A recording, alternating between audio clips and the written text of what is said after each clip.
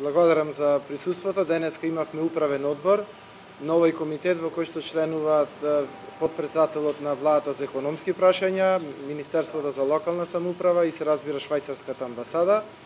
Заеднички раководиме проект кој што е во вредност од 5 милиони швајцарски франци, од кои што 3 милиони и 300 се донација од швајцарската амбасада, од швајцарската конфедерација, а разликата е од владата на Република Северна Македонија.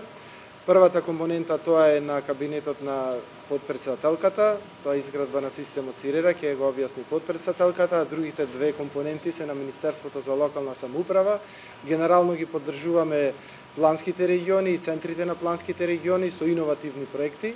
Во изминативе 2 години навистина се направија проекти кои што беа во интерес на граѓаните, меѓутоа со швајцарците не застанавме само тука, навистина сме флексибилни и оваа година тие помогнаа во, да ве потсетам, во изградбата на монтажната болница, која што е прединфективна клиника во износ од 260.000 швајцарски франци.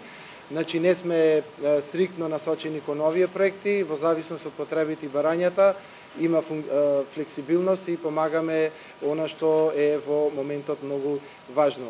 Она што е останато и како заштити или нереализирани проекти, денеска разговаравме да изфинансираме и други проекти, например да ги подобриме условите на учениците во едно село во општина Долнени, каде што навистина се под стандарди.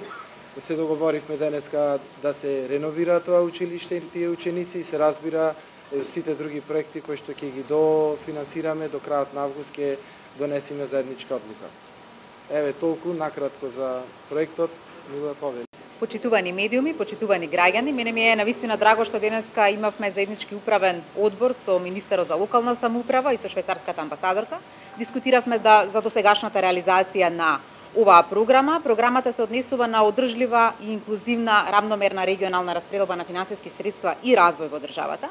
Она кое што е важно е дека преку мојот кабинет се воспоставува електронски систем во кој што вложувањата во рамномерниот регионален развој, кои што се одвојуваат во сите области во кои што државата финансира на локално ниво развој, сега ќе се собираат на едно место, програмите ќе се прават по еднакви стандарди и на тој начин, кога ќе се креира буџетот за 2021 година, ќе можеме да видиме детално во кој регион колку се вложува, во која област. На тој начин државата за прв пат добива јасна слика за вложувањето во регионалниот развој и ќе има можност на тој начин да сите програми ги адаптира на потребите. И онаму каде што најмалку се вложувало, да сега се вложува повеќе, се со цел да сите граѓани и сите наши, да кажеме, деца добијат еднаков пристап и до услуги и до развиени региони. На тој начин во целата држава, ако се вложува подеднакво, ќе останеме во можност да сите региони и добијат подеднакво и да ги развијат своите капацитети и да го остварат оној потенцијал кој што го имаат како такви. Мислам дека навистина оваа програма